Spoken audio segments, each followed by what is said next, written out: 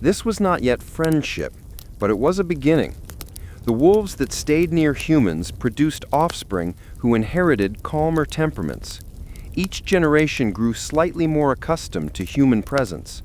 They wagged tails more often, barked instead of biting, and signaled their moods through body language that humans slowly learned to understand. The gradual transition from wild wolves to proto-dogs took centuries, but it began quietly, with curiosity, hunger, and cautious acceptance. Over generations, humans began to realize the value of these early dogs. They could help track animals, alert the group to danger, and even warm sleeping areas during cold nights. Dogs learned to read human gestures, follow pointing fingers, and recognize voices. This ability to understand human communication made them unique among all animals. Dogs were not trained at first. They simply grew alongside humans, adopting naturally. By observing hunting techniques, they learned when to chase, when to wait, and how to coordinate movements. Humans noticed that dogs could sense scents that humans could not detect, follow trails invisible to human eyes, and react faster than any human hunter. In return, dogs received food, companionship, and protection. A bond formed slowly, strengthened by shared survival. As humans moved into new lands, dogs followed. Across icy Siberia, through dense European forests, across Middle Eastern deserts, and eventually into the Americas, dogs traveled with humans, adapting to new climates, new roles, and new societies. From guarding camps to pulling loads, from hunting to herding, dogs became indispensable. But the deepest transformation was emotional.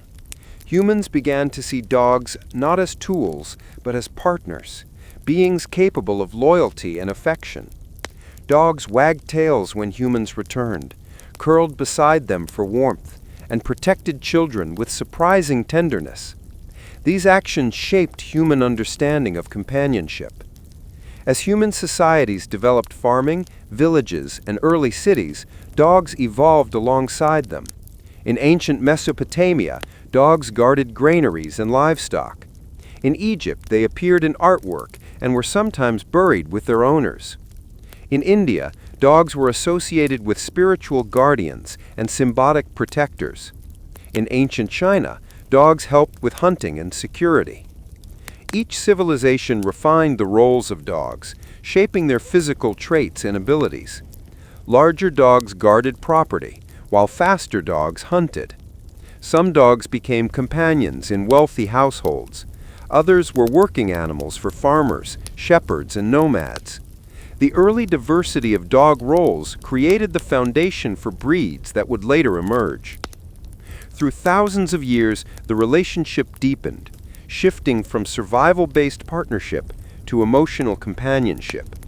Dogs listened to human voices, recognized expressions, sensed danger, and offered comfort. Humans, in turn, fed them, protected them, and mourned them when they died. The world had changed from one where wolves circled fearful human camps to one where dogs slept inside homes, sharing warmth and loyalty. The journey was long, slow, and shaped by countless small moments of cooperation. In the long stretch of human prehistory, in a world where glaciers crawled like frozen continents and winds carried the cold breath of an older earth, small bands of hunter-gatherers drifted across vast open plains. The nights were darker, the winters harsher, and survival balanced on fragile tools, shared fires, and long migrations guided by instinct and memory. Long before cities, long before writing, long before agriculture, the rhythm of life moved slowly, shaped by seasons, prey, danger, and the quiet endurance of wandering tribes. These early humans walked in groups of 20 or 30, following herds of mammoth, reindeer, and bison. Their shelters were temporary, skins stretched over bones, branches tied with sinew, stones arranged against the wind. They carried their world in their hands, spears, carved blades, fire, and stories passed down through murmurs around the flames. But they were not alone in these endless landscapes. Not far from the human camps, another creature watched them, a creature with sharp eyes, a keen nose, and a quiet understanding of the snow-covered earth. Wolves, the great, gray, patient hunters of the north. Wolves moved in packs, mirroring the social structure of humans. They hunted the same prey, tracked the same herds, traveled the same routes along riverbanks and forests. For thousands of years, humans and wolves existed in a distant, wary balance. They competed, they observed, they respected each other from afar. Sometimes, human hunters would discover that wolves had already taken down an old or weak reindeer, and sometimes wolves found the scraps and bones left behind after human hunting. In these early interactions, neither side sought friendship. Nature simply placed them in parallel paths, circling the same resources. As harsh winters deepened, food became scarce. During lean seasons, wolves grew thinner, their ribs sharp under thick fur. Packs weakened. Pups starved. Humans, too, struggled. Their fires burned low, their supplies diminished. Hunger made both species desperate, cautious, and curious. Across these icy plains, one particular wolf pack began lingering near a human encampment. They did not attack, they observed. The humans noticed them, their glowing eyes at the edge of the firelight. The wolves did not charge, and the humans did not throw spears. Something subtle shifted, a moment of shared endurance. Human camps were sources of smells, discarded bones, skins scraped clean, fat dripping into the earth. These smells drew the boldest wolves, especially the younger ones. Among them were a few wolves who did not growl, who did not bare their teeth, who simply watched and waited. Scientists today call this self-domestication, but for these ancient creatures, it was nothing more than instinct. Stay near the food, avoid danger, adapt. Some wolves scavenged more and hunted less. With each generation, the boldest and least aggressive wolves found advantages in staying close to humans. They became the ancestors of the first proto-dogs. Humans, for their part, began to tolerate these strange visitors. They realized that wolves near the camp could alert them to approaching threats. Wolves barked or growled at other predators, cave lions, hyenas, or rival humans. Over time, the bold wolves became the camp's early alarm system. And so, without any spoken agreement, a delicate relationship began. Wolves would linger, humans would allow it, and both benefited in small, quiet ways. As years turned into centuries, wolves began to change. The ones that stayed near humans grew slightly smaller, their faces softer, their behavior less fearful. Their pups imprinted on human presence. Pups raised near humans learned to read gestures, to understand tone, to follow movement. These early proto-dogs were not pets, nor were they hunting partners yet. They were simply tolerated animals living in the shadow of humanity. This slow transition did not happen in one camp or one generation. It happened among distant tribes, spread across continents, repeated wherever wolves and humans encountered each other. Some groups rejected wolves entirely. Others discovered their utility in ways too subtle to document. But slowly, across millennia, the bond strengthened. One winter, In a valley of frozen rivers and sparse prey, an elderly hunter in a wandering human tribe found a wolf pup abandoned near a den. The mother might have died. The pack might have moved on. The pup cried softly, shivering. The hunter hesitated. A wolf pup was no small burden during migration. But something in its helplessness stirred a quiet recognition. This small creature, with its pale fur and bright eyes, was not yet a threat. He took it back to camp, feeding it scraps of meat softened in broth. The tribe watched with curiosity as the pup grew. It followed the humans closely, more comfortable around them than its wild kin. As weeks passed, the pup began reacting to noises outside the camp, barking high-pitched warnings. Children played with it. Women fed it leftovers. Men laughed quietly at its clumsy attempts to imitate hunting movements. This pup, one creature among thousands, became a living bridge between two species. Over time, humans learned that young wolves could bond deeply when raised inside their community. They learned that wolves could track scents, follow trails, and warn of danger. Wolves learned that humans provided food, protection, warmth, and companionship. This was not friendship in the modern sense. It was survival, mutual benefit, and shared experience, but its seeds were undisputably present. As generations passed, dogs slowly emerged from wolves, shaped not by intentional breeding, but by simple tolerance. Only the gentlest wolves stayed near humans. Only the calmest pups survived close to the fire. Only the animals that could communicate without fear or aggression remained in the camp. Wolves transformed into dogs through thousands of tiny choices and countless quiet nights spent near the glowing flames of human encampments. Human groups grew to appreciate their presence.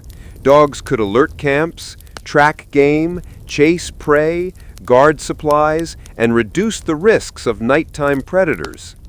They became woven into the fabric of life, moving with the tribes, sleeping beside them, sharing hunts and journeys, and learning the rhythms of human existence.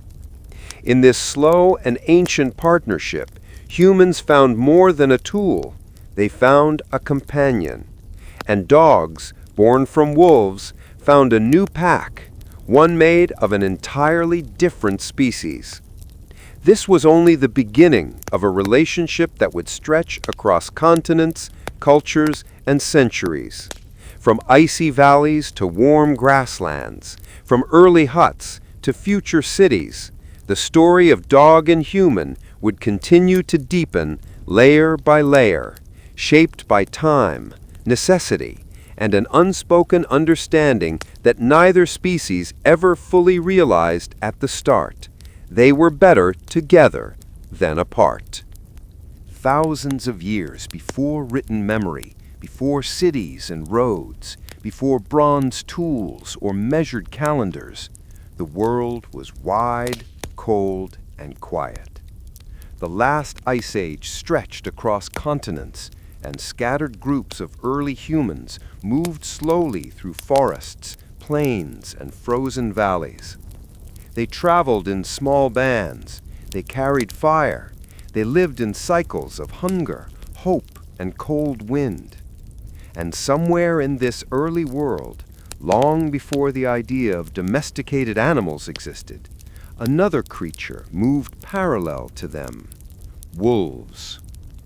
The wolves traveled in packs, following migrating herds just as humans did.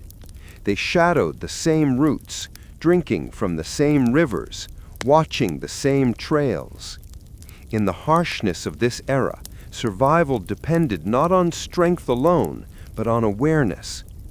The wolves had keen senses, hearing sharp enough to sense prey stepping through snow, noses that could map entire landscapes through smell, and instincts that guided them through storms and darkness. Humans, meanwhile, had growing intelligence, coordinated cooperation, tool-making abilities, and the strange spark of curiosity that made them look at the world differently.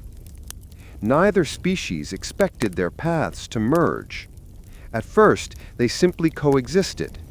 Humans built fires to keep predators away. Wolves kept their distance, watching from shadows, drawn by the scent of cooked meat, bones, and leftover scraps.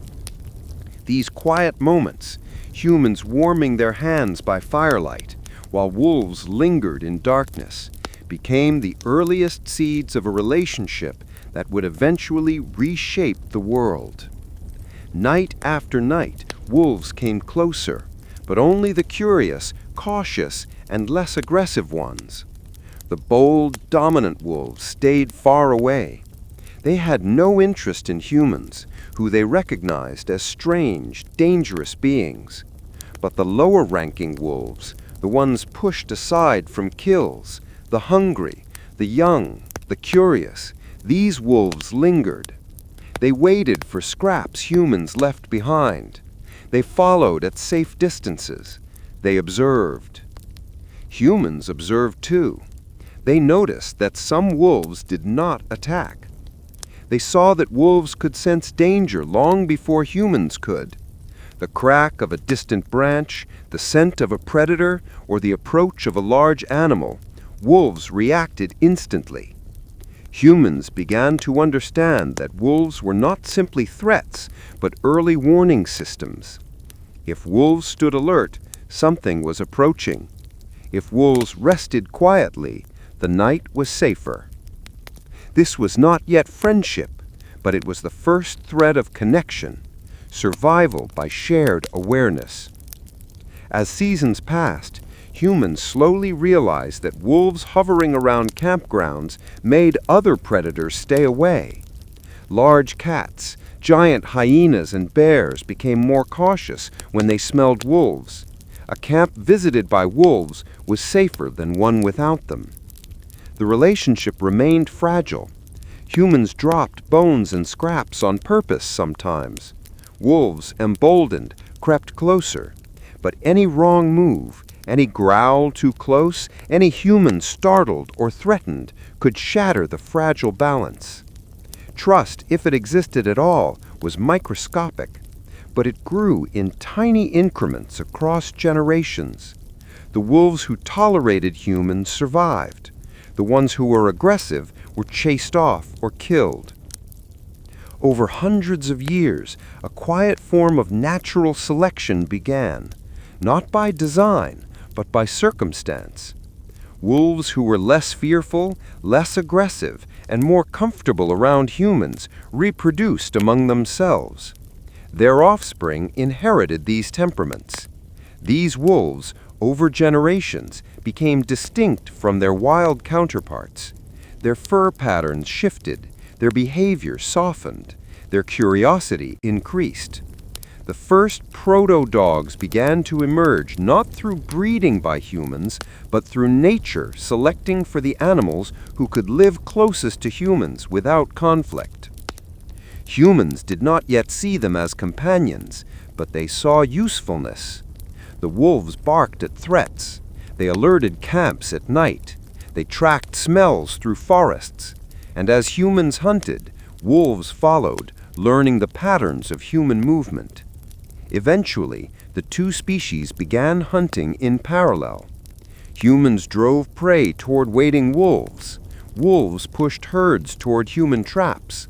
Neither communicated through language, yet their actions aligned. This cooperation was subtle and unconscious at first, but it gradually took form. When a hunt ended, humans left scraps behind. Wolves ate what they could. Over time, the wolves closest to humans' fires became accustomed to their presence. They slept further from the pack and closer to human shelters. Their offspring were born near the edges of human encampments. These early proto-dogs grew up hearing human voices, smelling human smoke, and observing human rhythms. Their fear softened from birth. By now, generations had passed. The wolves following humans were no longer the same wolves that roamed forests freely. Their bodies shifted, slightly shorter snouts, rounder faces, and more expressive eyes. Their ears remained sharp, but their posture changed. The wild pack hierarchy softened, replaced by a growing sense of reliance on human groups. They barked more and howled less. They sought attention, food, and warmth. They lingered near sleeping humans because the fires offered comfort. Humans began to notice that pups raised close to their camps were easier to train. They would follow humans on hunts. They would respond to gestures and sounds. They learned new patterns, tracking, retrieving, guarding, and warning. These first trained dogs were not pets. They were survival tools. They guarded camp at night more effectively than any human. They detected predators and enemies long before humans sensed danger.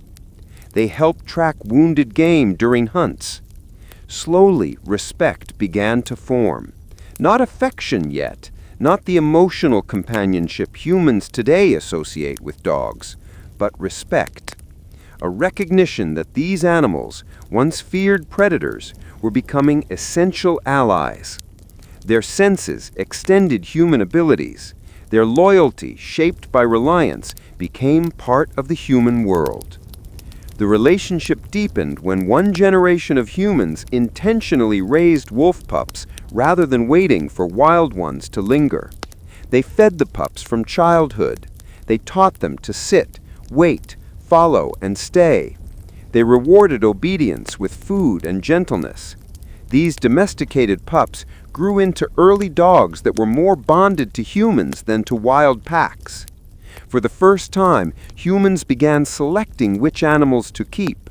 A pup that growled too much or attacked livestock was not allowed to remain. A gentle pup, one that followed commands, that stayed close, that responded to human signals, this one survived. Over generations, this human-guided selection accelerated changes. Dogs became more diverse, more capable, and more specialized in roles: guarding, tracking, herding, pulling, and companionship.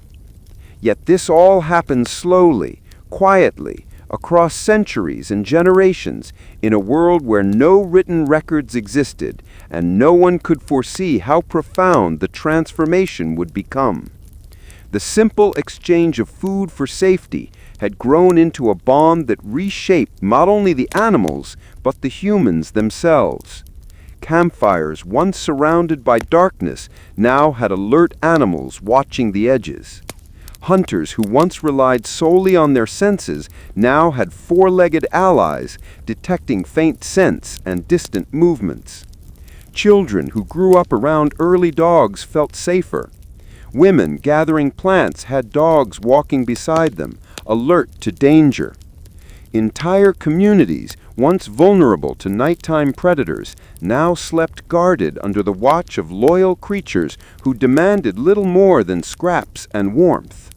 Across frozen plains, mountain passes, and forest settlements, humans and early dogs became intertwined. Their destinies, once separate, slowly fused.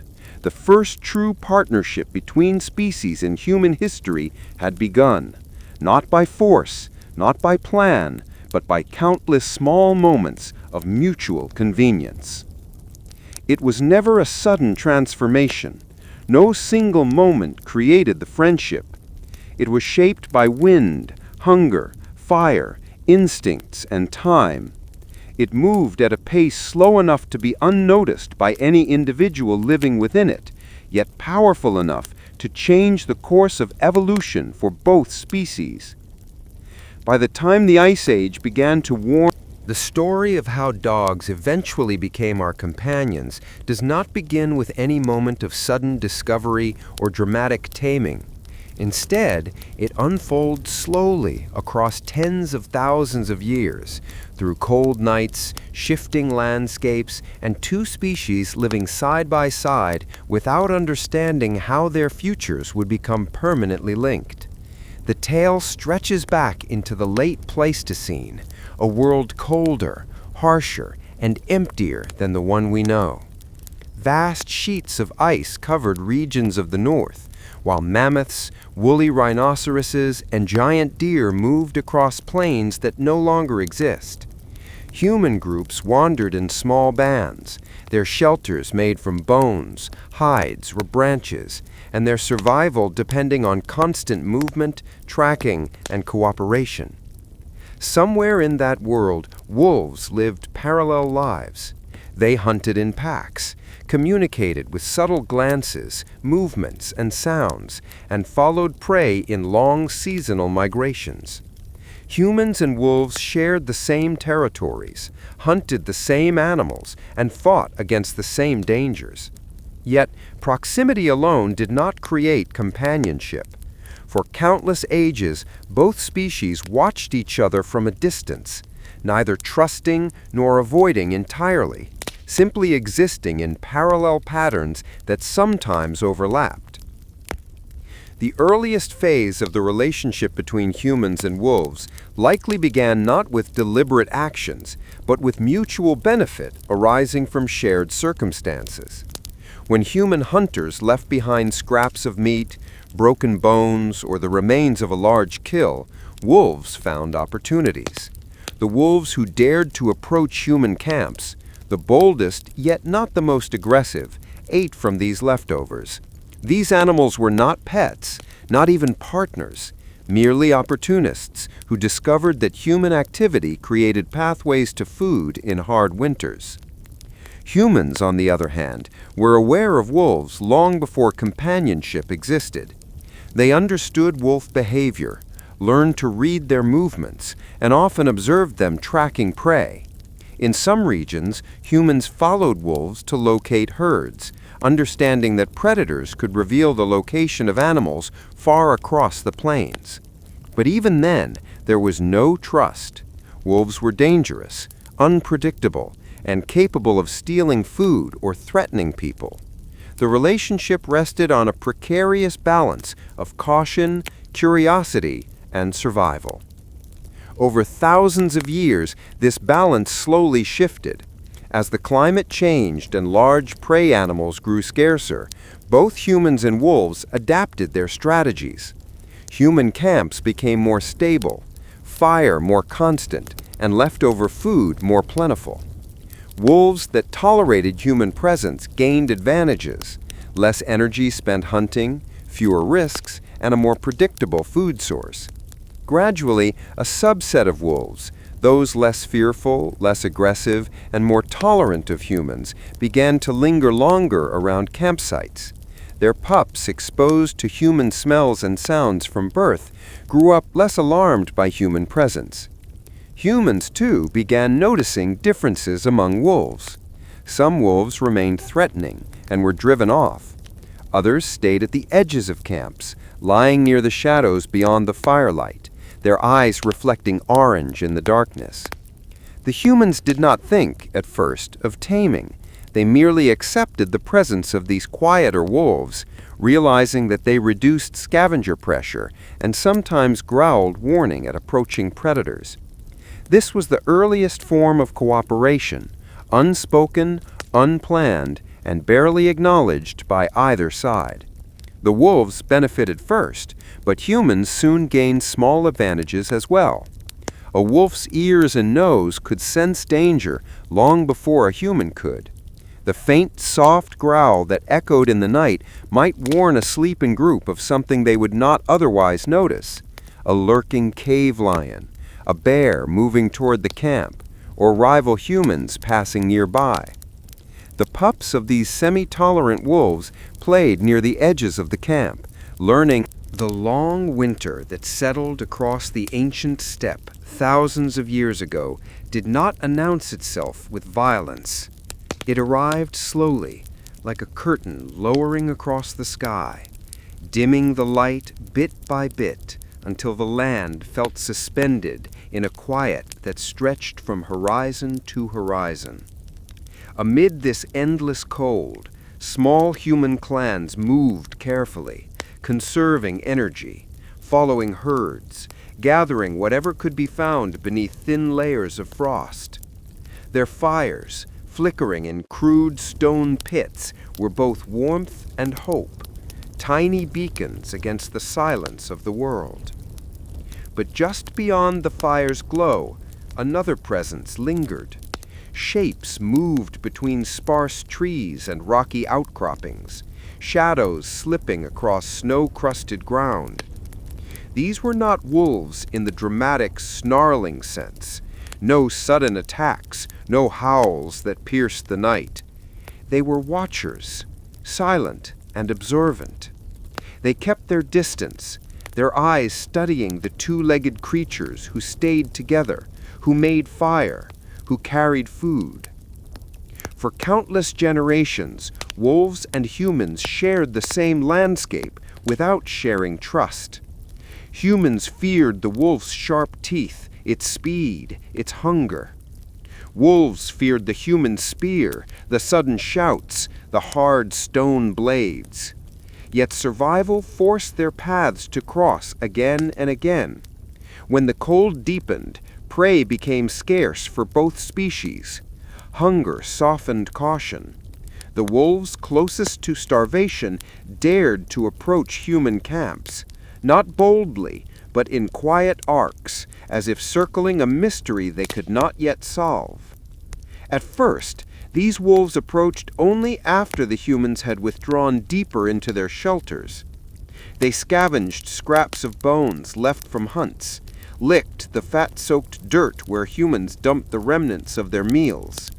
They did not know it, but these small steps marked the earliest shift in a long transformation.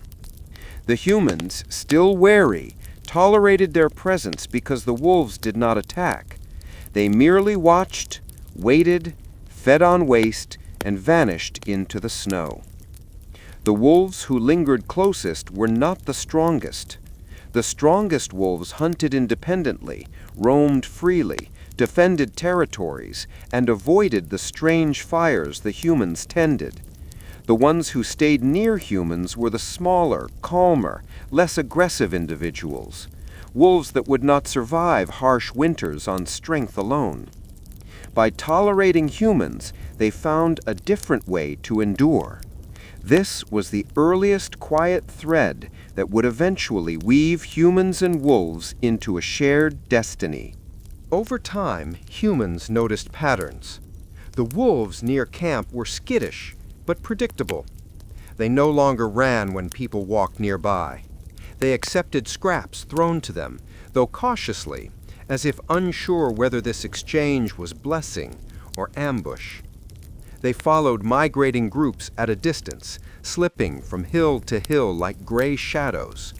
Their presence became familiar, not friendly, not welcomed, but expected.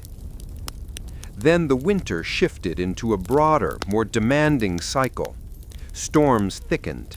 Hunting parties returned later each day, tired and frustrated. Tracks disappeared beneath fresh snow. The humans needed help, though they did not yet know it. The wolves needed food, though they could not hunt successfully in deep drifts. One night, a hunter, a young man tasked with night watch, noticed slight movement near the meat drying rack. He approached quietly, stone-tipped spear in hand, but instead of a thief or a predator ready to strike, he found a thin, trembling wolf pup, hardly bigger than a rabbit, sniffing a dropped bone. It did not run. It merely looked up with a cautious stillness, as if weighing the difference between survival and death.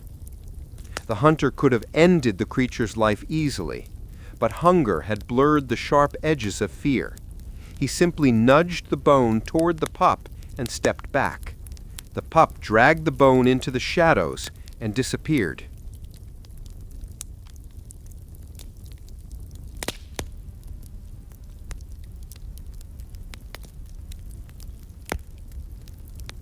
The next night, it returned. By the third night, the hunter expected it. By the end of the week, the entire group knew the pup lingered at camp's edge. The elders watched with suspicion, muttering warnings about unpredictable beasts. Yet the pup did nothing except accept small scraps, curl near a warm boulder, and keep to itself.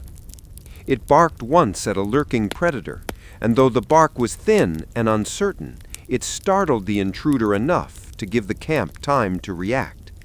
It was the first time humans noticed that a wolf near camp could be useful.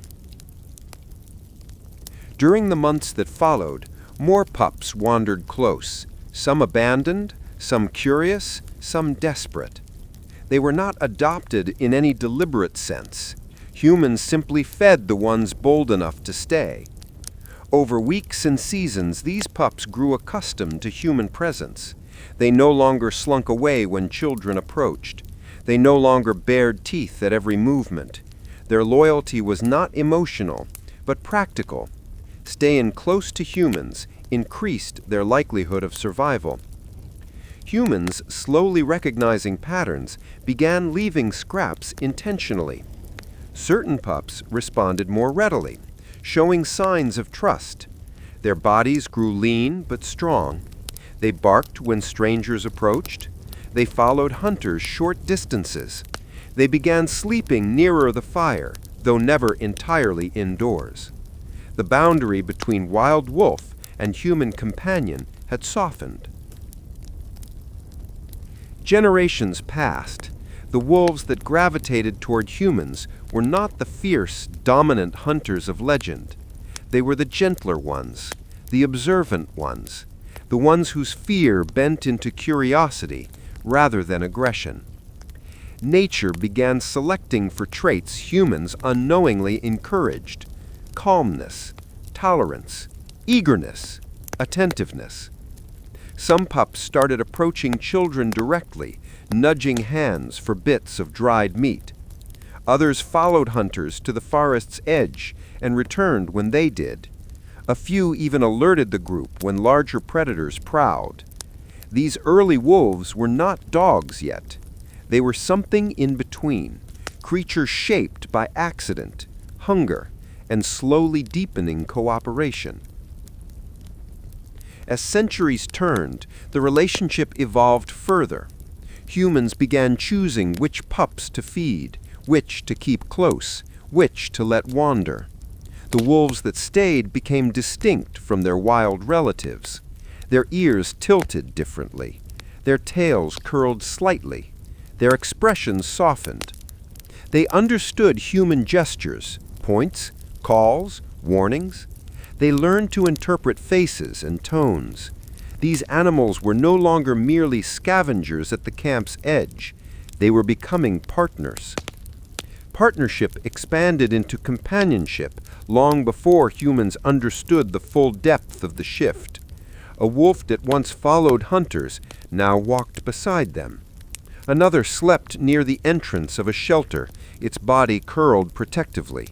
One learned to bring back fallen prey a short distance instead of eating it alone. Another stood guard over stored food, growling at intruders. They filled roles no humans had assigned them. Eventually, children grew up with these wolf-like companions. They gave them names. They told stories about them. They buried them when they died. Emotion entered the timeline, binding species together more tightly than simple survival. And as the wolves changed, so did humans. Hunters observed more keenly, noticing subtle cues in body language. Elders listened to barking patterns. They learned the difference between warning and excitement, between alert and aggression. They relied on the creature's senses, hearing, smell, instinct, to navigate landscapes that had once overwhelmed them. The cold world that had once pitted humans and wolves against each other now wove them together. Over thousands of years, the slow, quiet evolution continued. Pups became companions. Companions became helpers. Helpers became protectors. Wolves became proto-dogs, still wolf in shape, but something new in behavior. Humans shaped them not through intention, but through simple, repeated choices, feeding the gentle ones, keeping the loyal ones, driving away the aggressive ones. Nature did the rest. By the time the first agricultural settlements emerged, humans no longer questioned the presence of these four-legged companions. They were part of daily life, lying near hearths, pacing at the edges of fields, barking at strangers, guarding children, sleeping in courtyards. No one remembered the exact moment when fear turned into familiarity. It had happened too gradually, too deeply, written in the quiet rituals of generations. And so dogs, once shadows beyond the firelight, became something new entirely. Not wolves, not wild hunters, but partners in survival, shaped by time, by hunger, by shared winters, and by the simplest exchange in ancient history. You give us scraps, and we stay near your fire. You watch over us, and we watch over you. This was how a bond began that would eventually stretch across continents, survive empires, accompany explorers, guard shepherds, share homes, and someday sleep curled at the foot of human beds. The transformation that started with a trembling wolf pup in the snow would one day become a friendship so deep that humans could hardly imagine a world without dogs at their side. The world that existed around 10,000 years ago was changing slowly, and the quiet shift in climate brought with it new routines for both humans and animals. As ice retreated and forests expanded in certain regions, early human groups began settling for longer periods of time near rivers, plains, and valleys. The long cycle of permanent wandering gradually softened into a pattern of seasonal movement, and during this transition, the presence of semi-tamed dogs became far more noticeable. These dogs were neither entirely wild nor fully domestic, occupying a strange in-between space where trust and wariness intermingled every day. People now relied more heavily on storing grains, drying meat, and protecting their small settlements. The presence of dogs, hovering at the edges of campsites, gradually evolved into something more structured. Dogs sniffed out threats at night, reacting to the distant scent of wild animals long before humans could sense anything. Their ears caught the faintest footstep in the dark, and their low growls alerted early farmers to danger. This role, though simple, slowly formed the earliest idea of a guardian animal, long before the concept became formal. Archaeological traces suggest that humans noticed the benefit of such behavior. They did not consciously train dogs in a modern sense, but they rewarded useful actions indirectly. A dog that barked at a threat was allowed to stay near the fire, a dog that guarded food scraps was tolerated, and a dog that attempted to harm people was pushed back into the wilderness. This pattern of unspoken selection shaped the next generation of dogs, favoring those that were cooperative, calmer, and more attuned to human behavior. It was not an intentional program, but a quiet alignment of survival instincts between species. During this period, humans began to decorate certain objects and graves with items that looked symbolic.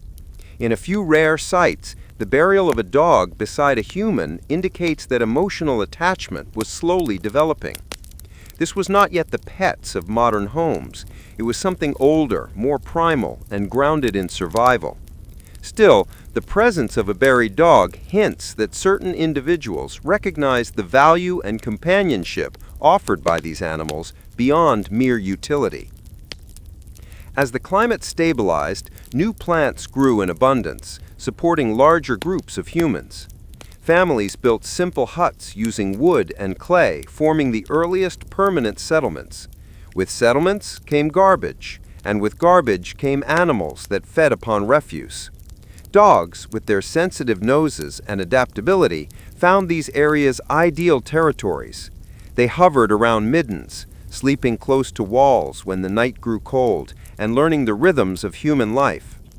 Over time, they adapted their internal clock to match human activity, waking when people woke, resting when fires cooled, and following groups during foraging trips. Once humans began cultivating land, small farms appeared across various regions. Dogs found new roles without being assigned duties. They instinctively chased away creatures that threatened stored food, scaring off birds, rodents, or predators that attempted to steal crops. Farmers realized that the presence of such animals reduced losses, and they began to tolerate dogs more openly. Food scraps were left outside huts, not necessarily for compassion, but because it made practical sense. Meanwhile, in other parts of the world, nomadic hunters continued living in wide landscapes filled with wild game. Here, the relationship between humans and dogs developed in different ways. Hunting groups discovered that dogs possessed the remarkable ability to track scents across long distances, follow trails invisible to humans, and coordinate movements through subtle body language. Hunters gradually realized that partnering with dogs increased success rates. Dogs learned to anticipate commands, not spoken, but signaled through gestures, posture, and experience. These early hunting partnerships shaped entire populations of dogs, favoring agility, speed, stamina, and a strong bond with human companions. By 7,000 years ago, farming cultures and hunting societies each shaped dogs according to their lifestyles. Dogs near farming communities grew calmer, more observant, and protective. Dogs accompanying hunters became athletic, sharp, and reactive. These differences were not intentional breeding programs, but the natural result of environment, behavior, and selective tolerance. Some groups may have begun choosing puppies based on traits, but the process was still quiet and instinctive. During this era, the social structure of human communities also began shifting. People lived closer together in small villages, creating routines and traditions that affected dogs as well. Children growing up alongside dogs developed familiarity. They learned to distinguish friendly animals from dangerous ones, increasing confidence around them. Dogs received occasional physical affection, not always as a show of love, but as a way to calm them or encourage good behavior.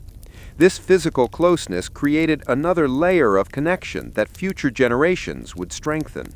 Trading networks slowly expanded, linking villages across mountains, rivers, and plains. People exchanged grains, tools, and occasionally animals. Dogs, valued for their usefulness, became part of these exchanges. A hunter might offer a well-trained dog to a distant settlement in return for goods. As dogs traveled across regions, they carried with them more than physical traits, they carried cultural significance. Different communities developed different attitudes toward dogs. Some treated them as guardians of the home, others as companions in hunting, and some as spiritual beings connected to ancestral traditions. This period also produced early art depicting animals, including dog-like creatures. Painted figures on pottery or carved motifs on stone sometimes show a human standing beside an animal with curled tail or pointed ears. These images are simple, yet they indicate that dogs were recognized and meaningful enough to be represented in objects used in daily life.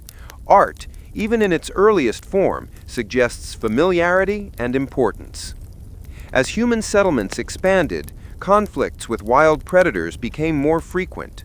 Wolves, big cats, and bears posed threats to livestock and people. Dogs, positioned between humans and wilderness, played a crucial role in reducing danger. Their barking alerted communities early, providing valuable time to organize defenses. This responsibility deepened the association between dogs and protection, reinforcing their role in human society. Between 6,000 and 5,000 years ago, more complex villages appeared across fertile regions. Houses were built closer together, fields stretched outward, and domesticated animals such as goats and sheep became common. Dogs adapted once again. They helped herd animals, not through trained precision, but by instinctively circling and guiding movement.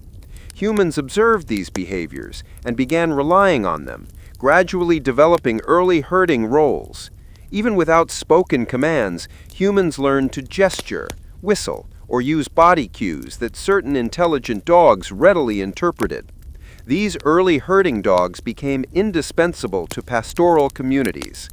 In river valley civilizations, where larger settlements formed, dogs roamed freely through streets, markets, and open courtyards. They lived semi-independent lives, participating in human routines while maintaining their own social groups. Dogs kept them near storage areas to deter thieves, both human and animal. Dogs became part of daily visual landscapes, lying in shaded corners, following market workers, or wandering near fishermen by the riverbanks. As dogs settled into these environments, their temperament continued to change. Generations of living near humans created animals that were calmer, more tolerant of crowds, and more responsive to human behavior. Puppies born in these settings were less fearful, more social, and more eager to interact with people. The slow cycle of natural selection, paired with occasional human influence, pushed dogs further along the path toward true domestication. In desert regions, dogs adapted to heat and scarcity. They survived on minimal water, hunted small prey, and guarded precious livestock during night journeys. In colder climates, they developed thick coats and learned to follow humans across snowy landscapes. Everywhere humans went, dogs found ways to survive and benefit, creating distinct regional varieties long before formal breeds existed. By 5,000 years ago, the bond had solidified into something recognizable. Dogs no longer hovered merely at the edges of human life. They lived inside the circle of daily activity.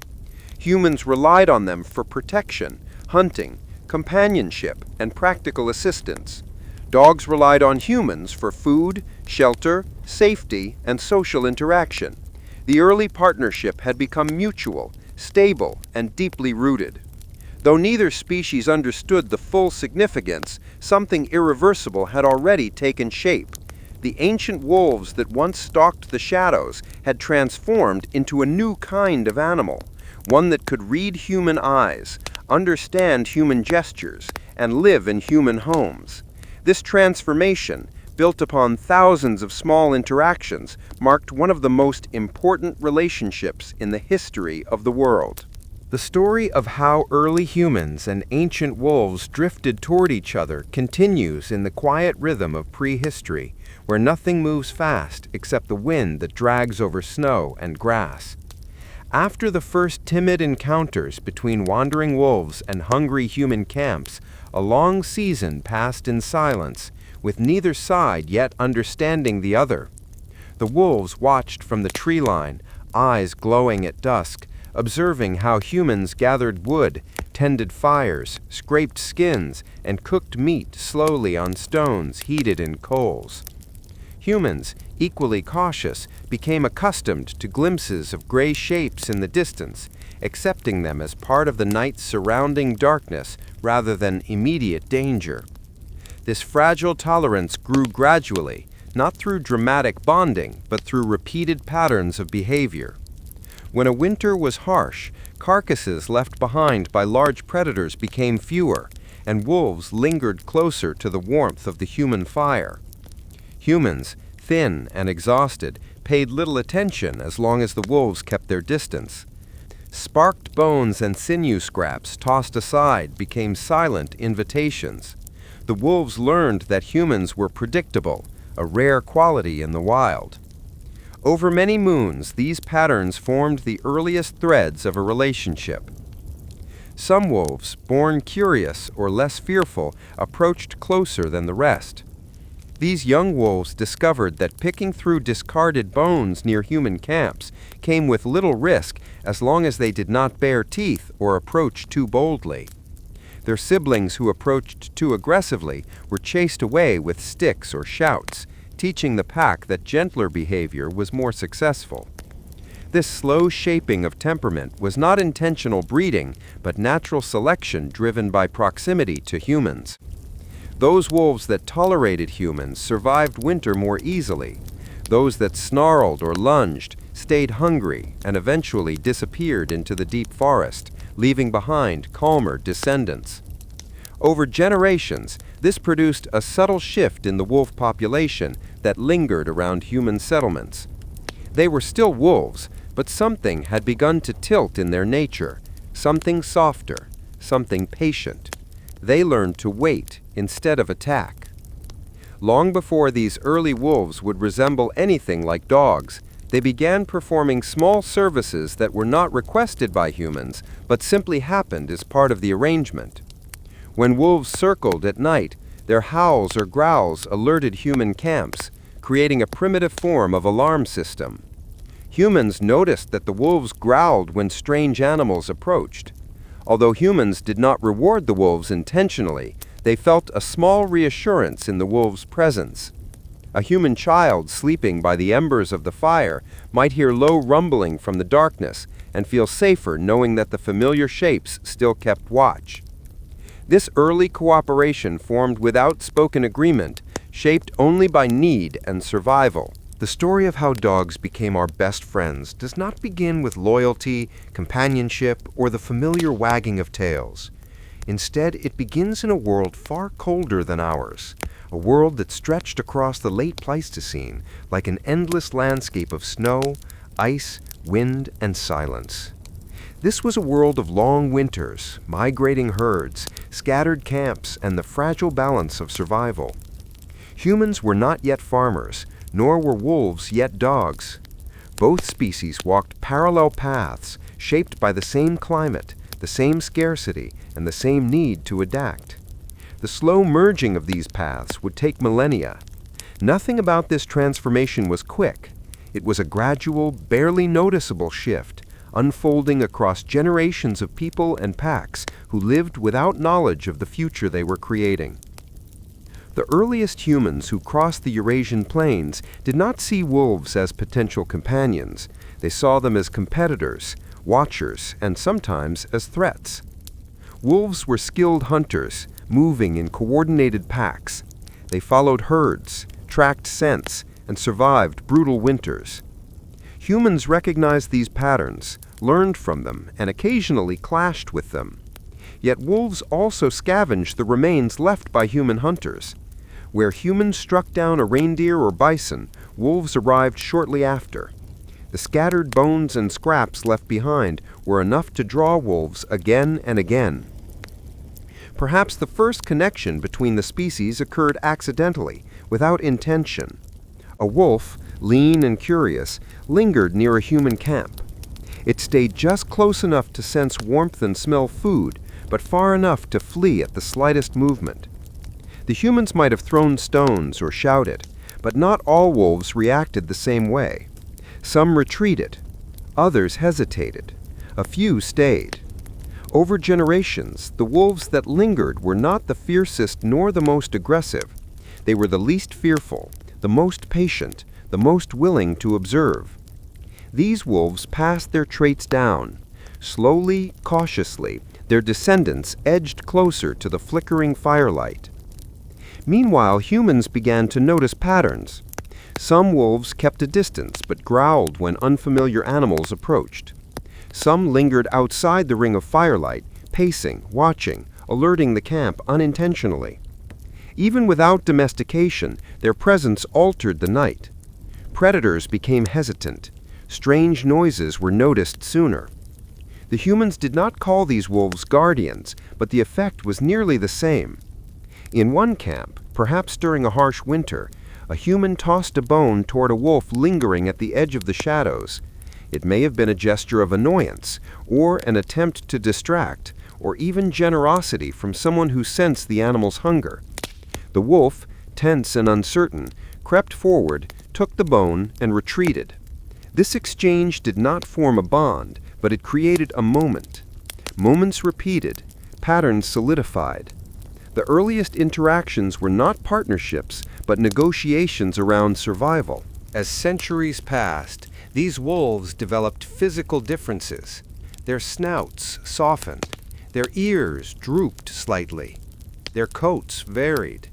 Their bodies adapted to a life of scavenging rather than long-distance hunting. They no longer needed to chase prey across frozen plains. Instead, they survived on the margins of human communities, existing in a new ecological niche. This early relationship benefited both species. Humans gained alert sentinels. Wolves gained reliable sources of food. Yet neither species understood the transformation occurring. In one of the coldest periods of the Ice Age, a child in a camp may have reached out to touch a young wolf. The wolf, less afraid than a true wild wolf, hesitated but did not bite. This small moment, repeated across countless camps, across centuries, formed the foundation of a bond deeper than either species could comprehend. As human groups migrated, some of these proto-dogs followed. They walked behind sleds, beside hunters, along ridges and across valleys. At first, they were not instructed. They followed instinct, drawn by habit and association. Humans saw wolves and proto-dogs track scents, notice distant movements, and give early warnings. Slowly, deliberately, they began to understand how useful this animal could be. The breeding process remained accidental for centuries. Humans did not select traits scientifically. They simply tolerated animals that were useful and eliminated those that were dangerous. Over generations, the proto-dogs that survived were the ones who aligned best with human needs. The relationship deepened. Wolves who cooperated survived. Humans who accepted these animals benefited. Around campfires, humans listened to the sounds of the night, wind, cracking ice, distant calls, and the soft movements of dogs resting near the fire. For the first time in history, humans were not alone. The slow evolution of partnership extended into hunting. Dogs could detect the presence of prey long before humans. They could chase, corner, and track. Hunters learned to read the subtle body language of the animals walking beside them. A raised head, a stiff tail, a sudden stop. These signals turned hunts into coordinated efforts. Humans gained efficiency, and the bond strengthened. As millennia passed, this bond expanded beyond survival. Dogs became part of social structures. They were fed, named, and mourned. Burial sites revealed dogs laid beside humans, wrapped in care, showing signs of long companionship. These burials are not accidents. They reflect emotion, respect, and connection. The world changed. Ice melted. Forests expanded. Humans settled and farmed. Yet the presence of dogs remained constant.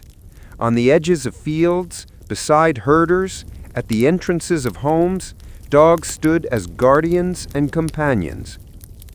The story of dogs becoming our best friends is not one moment, but a sequence of countless small choices, reactions, and shared experiences. It is not dramatic. It is slow, patient, and shaped by survival. Across 15,000 years, dogs moved from shadows to firelight, from scavengers to partners, from distant watchers to loyal companions. Their transformation mirrors ours. As humans built communities, dogs built roles. As humans traveled the world, dogs traveled with them. This slow, intertwined journey created one of the oldest partnerships in the history of life, a partnership that endures today in every wagging tail, every loyal gaze, every quiet moment beside a campfire or a modern home. This is only the beginning. In spring, when forests thawed and waters rushed with melting snow, human groups settled near rivers and lakes to gather edible plants. Wolves watched the gathering quietly. They learned which plants humans pulled from the ground and which they avoided. Though wolves could not digest many plants, they understood patterns of human caution. When humans avoided a patch of ground or fled from a certain area, wolves sensed danger too. In this subtle way, wolves and humans shared knowledge without sharing language, each learning through observation.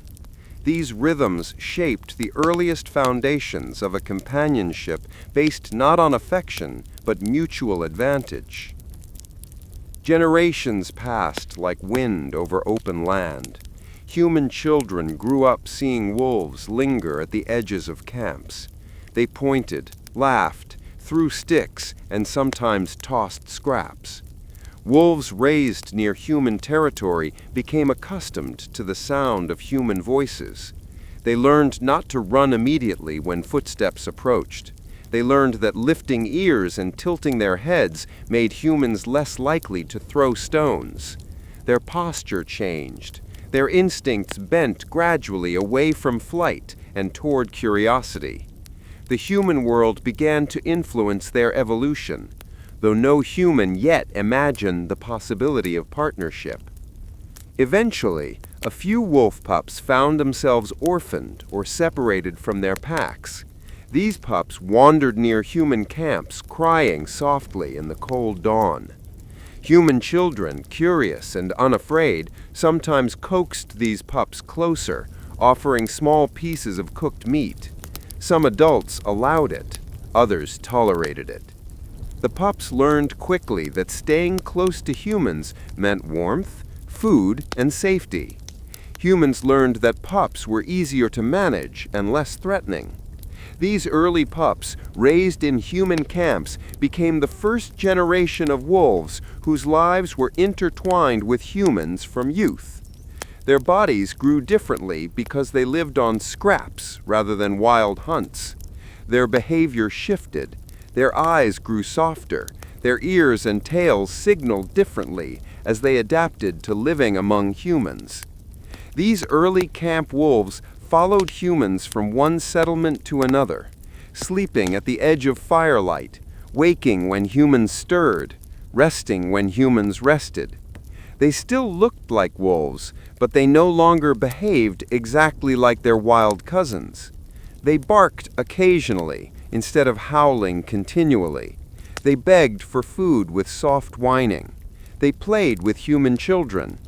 This slow transformation, measured across centuries, marked the earliest steps toward domestication. No one controlled the process. It happened naturally, gradually, shaped by survival and convenience. As human societies expanded, these proto-dogs became useful in ways humans never initially intended. Their keen hearing warned of predators approaching camps at night. Their sensitive noses detected animals long before humans sensed movement. Their loyalty to the human group made them reliable members of a shared territory. When humans traveled long distances in search of new land, some wolves followed simply because the group provided their only sense of belonging. Over time, humans began to expect their presence. The relationship grew so embedded that neither species could truly abandon it. Wolves that lived near humans could not easily return to the wild, for they lacked the pack structure and survival experience required. Humans who lived with these early wolves found their lives easier. The wolves provided warning, warmth, and sometimes hunting assistance. Even in a slow, cautious medieval world far in the future, these early bonds laid the foundation for the dogs that would eventually fill human homes. The ancient world continued its slow drift forward. Camps became villages. Villages became settlements. Wolves became companions. Human memory stretched across generations, but the story of how dogs emerged from wolves remained a quiet transition, unnoticed in the moment, but monumental in its long-term consequences. Humans had gained an ally. Wolves had gained a family. and the slow unfolding of this early chapter in prehistory created one of the most enduring relationships on Earth. The long arc of early human-canine relations continued to stretch across millennia, marked by small adjustments, repeating patterns, and gradual shifts so subtle that generations passed before anyone recognized what was changing. As humans settled into more predictable rhythms of seasonal movement, the wolves that stayed near them also adapted, learning the cycles of campfires, food scraps, and human voices that rose and fell like another pattern in the landscape. The relationship was never sudden, never a moment of dramatic friendship, but instead a slow narrowing of distance. This distance, once wide and filled with fear, shrank only by steps so tiny they could barely be seen. The early proto-dogs that lingered near human campsites demonstrated traits unusual among their wild counterparts. They appeared slightly smaller, their behavior less erratic, their movements gentler around human activity. These changes were not the result of intentional breeding. Rather, they emerged naturally as the individuals who tolerated humans were the ones that survived near human resources. Over thousands of years, this survival bias reshaped both body and temperament. The wolves who barked less aggressively, who retreated instead of attacked, who learned to follow human routes instead of remaining at a distance, were the ones able to eat, rest, and exist near people. And slowly, through many generations of this selective pressure, these wolves became something else entirely, an animal neither wild nor fully domestic. Humans, too, changed. Their understanding of the animals around them deepened through observation. They noticed which creatures warned them by growling at disturbances in the night. They saw which ones scavenged waste but never threatened children. They began to differentiate individuals in the pack, recognizing the ones with a certain look, a certain sound, a calmness around the fire. What had once been an indistinguishable group of wild predators slowly became a familiar group of helpers. No one knew when it first happened, but stories from archaeological sites show consistent patterns. Bones of early dogs buried near human remains, sometimes with signs that the animal had been cared for, fed, even tended during injury. During the long winters of the late Pleistocene, these early proto-dogs gained even greater importance. When food sources grew scarce and humans tracked migrating herds through snow-heavy valleys, the dogs followed along, helping to locate prey, respond to distant sounds, and alert the group to danger. Their ears caught vibrations humans could not detect. Their noses sensed trails invisibly woven into the wind. Slowly, the usefulness of these animals became undeniable, yet still, the relationship remained cautious. Humans provided scraps, and dogs gave warning. They circled campsites at night, sometimes lying close enough to share warmth. The connection deepened, not through spoken agreement, but through repeated patterns of mutual benefit. This pattern of coexistence expanded gradually across continents. As human groups migrated, so did their increasingly dog-like companions. Some followed mammoth hunters across vast steppes, others lingered near fishing communities by lakes or forests where small game thrived. Dogs adapted to each environment just as humans did. Those with thick coats thrived in colder regions, while those with leaner bodies excelled in warmer climates. Over time, their roles diversified. Some acted as early guards, their deep barking warning against raiders or predators long before humans stirred. Others became trackers, able to locate game more efficiently than any human eye. In some regions, dogs helped people surround prey, forming a cooperative hunting pattern impossible without them. As the early Holocene unfolded and ice sheets retreated, new landscapes emerged. Grasslands expanded, forests shifted, rivers carved new paths, and human settlements changed with them. Dogs continued to coexist within these adjustments, fitting themselves into whatever role the environment required. The bond that had grown through shared survival became intertwined with daily human life. Archaeological layers reveal evidence of dogs buried with grave goods, suggesting emotional value beyond utility. Small carvings appear in early settlements, depicting dog-like shapes alongside human figures. These artistic tokens imply recognition, affection, and symbolic meaning, though their exact purpose remains unknown. Over the centuries, this relationship transformed again as early agriculture developed. The first farming villages needed protection for grain stores and livestock. Dogs that excelled at guarding became vital assets. Their presence deterred wild animals from entering fields or stealing food. This protective quality likely gave rise to early distinctions in dog behavior and appearance. Certain dogs with stable temperaments were prized for staying near homes and fields. Others with energy and keen senses were preferred for tracking or assisting in hunting. Even without intentional breeding, differences accumulated through environment and survival. By the time humans constructed larger settlements with more permanent structures and increasingly complex social systems, dogs had become integrated into daily routines. They walked among market stalls, accompanied shepherds into fields, and slept near doorways. Their sense of smell and hearing gave them a unique advantage in surveillance, enabling them to notice disturbances that human perception missed.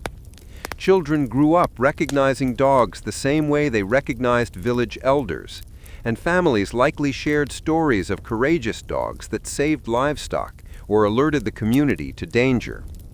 These stories grew with each generation, forming the earliest myths of loyal canine guardians. Though still not fully domesticated by modern standards, dogs had reached a point where their identity diverged sharply from wolves. Wolves remained wild, unpredictable, solitary or pack-based hunters wary of human presence.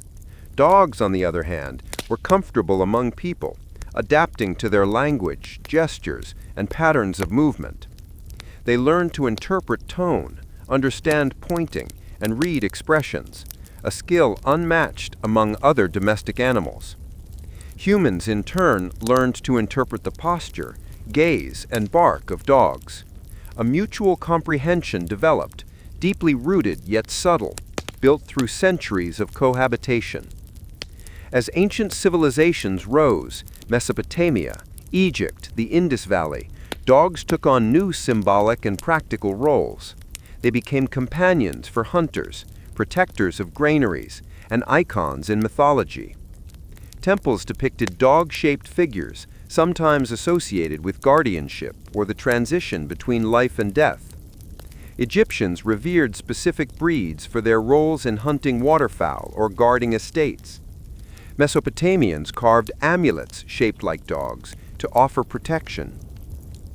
These symbolic uses show how deeply the presence of dogs had woven itself into the worldview of ancient peoples. Throughout these eras, a slow refinement occurred. Humans began choosing certain traits, size, temperament, skill, though still without systematic breeding.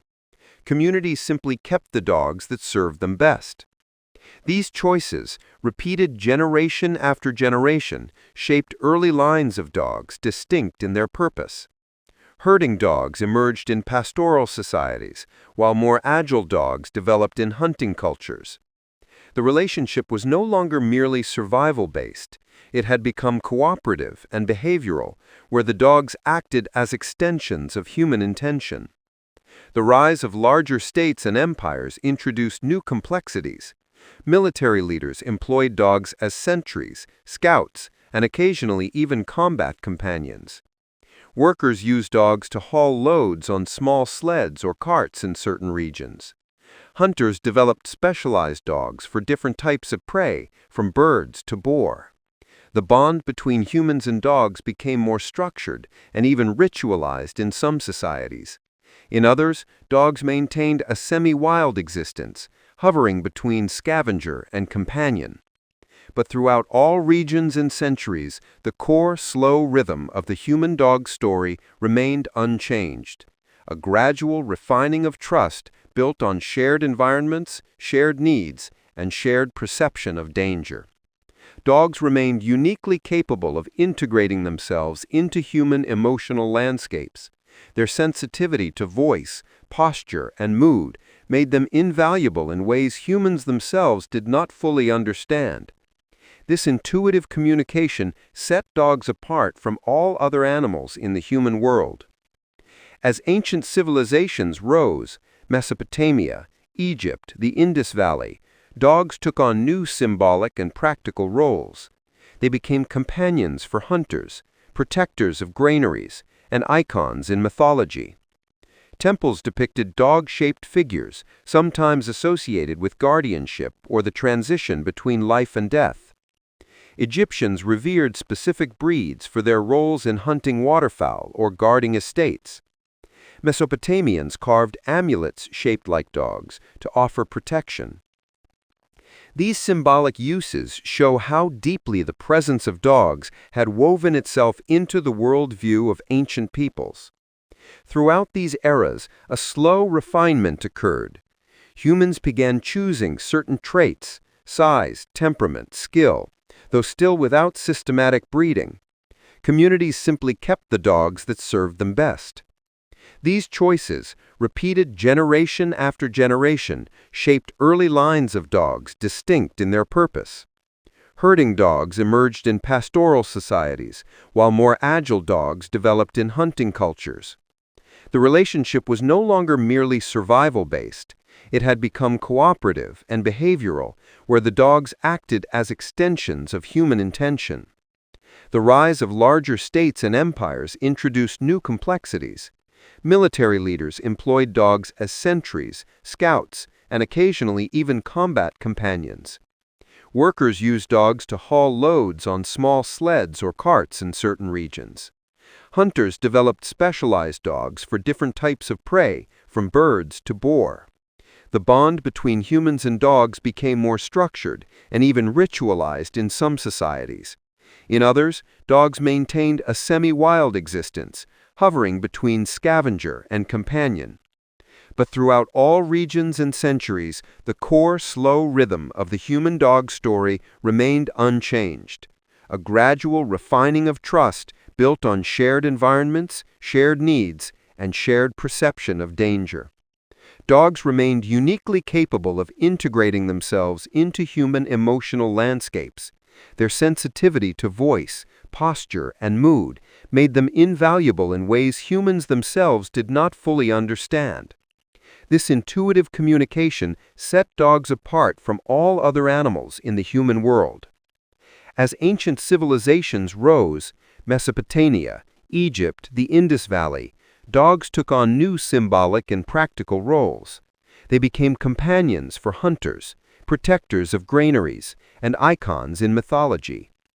Temples depicted dog-shaped figures, sometimes associated with guardianship or the transition between life and death. Egyptians revered specific breeds for their roles in hunting waterfowl or guarding estates. Mesopotamians carved amulets shaped like dogs to offer protection. These symbolic uses show how deeply the presence of dogs had woven itself into the worldview of ancient peoples. Throughout these eras, a slow refinement occurred. Humans began choosing certain traits, size, temperament, skill, though still without systematic breeding. Communities simply kept the dogs that served them best. These choices, repeated generation after generation, shaped early lines of dogs distinct in their purpose. Herding dogs emerged in pastoral societies, while more agile dogs developed in hunting cultures. The relationship was no longer merely survival-based. It had become cooperative and behavioral, where the dogs acted as extensions of human intention. The rise of larger states and empires introduced new complexities. Military leaders employed dogs as sentries, scouts, and occasionally even combat companions. Workers used dogs to haul loads on small sleds or carts in certain regions. Hunters developed specialized dogs for different types of prey, from birds to boar. The bond between humans and dogs became more structured and even ritualized in some societies. In others, dogs maintained a semi-wild existence, hovering between scavenger and companion. But throughout all regions and centuries, the core, slow rhythm of the human-dog story remained unchanged.